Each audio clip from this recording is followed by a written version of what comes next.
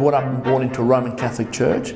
I had no choice in it, that's the way it was. I was in the country I come from, Argentina, everyone is a Roman Catholic. So you're just brought into it, you're part of it, you go through it. I went to Roman Catholic schools. I was indoctrinated. I didn't know any difference. In actual fact, I can remember once, whilst I was living in Petersham in Sydney, I remember two Baptist fellas coming knocking on my door. And my mum going out to the front door and just pointing to a crucifix we had above the door in our home and just saying, no thank you, no speak English. And the fellas just moved on. And I can remember asking my mother that day, why are we Catholic? And why do we, I was just trying to remember, why do we believe in the Virgin, in Mary? And my mother went on to explain to me that that's what the church wants us to believe. So Catholicism is formalism, it's ritualism, it has no gospel in it. Whilst they say they believe in the same God we do, whilst they tell you that they do believe in Jesus Christ, what they do believe is a mother church. They believe in what the church says, and they hold the Pope as the head of that and the only one that can actually speak to God directly. That's why they have a system of priests. And I remember being an altar boy and being in these services, and my mum and dad were pretty devout at that time, and just going through the motions of being an altar boy. I did want to become a priest. I did want to become a Roman Catholic priest. I was going to year 11 and 12 to do that. I thought that the lifestyle was pretty good, free everything, and got to do basically what we wanted. So I kind of attracted to helping people anyway, and I wanted to be a priest. And thank God, truthfully, that He intervened and I joined the Australian Army instead. In 1982, after I finished my initial training, I went to Canberra, posted to Canberra, where I attended Emmanuel Independent Baptist Church. While there, 6 of the fellas were going to the church. It was just started, 3 weeks old, and they invited me to a service.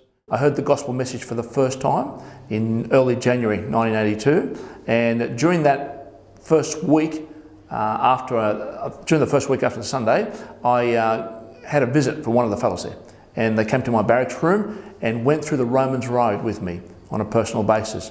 At that time, in late January 1982, at the barracks at the Royal Military College Dunfermline, I accepted Jesus Christ as my personal saviour.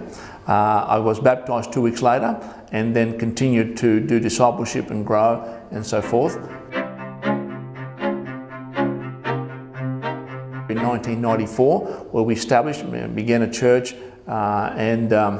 with the help of the Lord, obviously, I began to witness, door knocking and talking to people on the streets, and was able to share the gospel with many people around the area.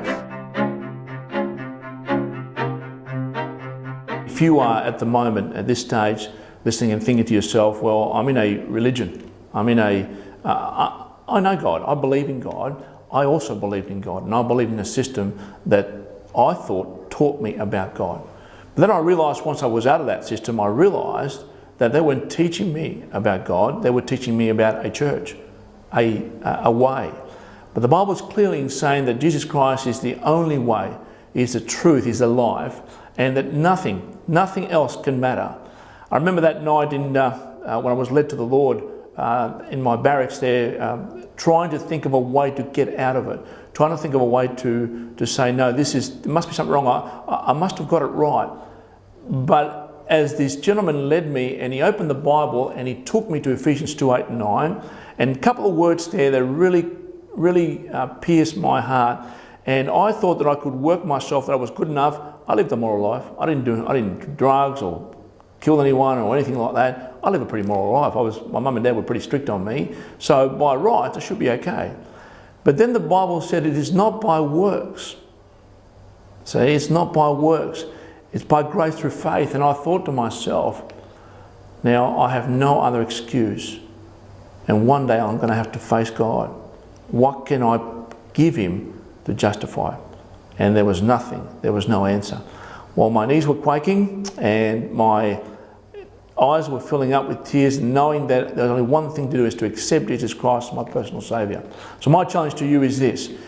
Right now, who are you serving? Who are you answering to? If it's a system, if it's a church, if it's a man, it's not God.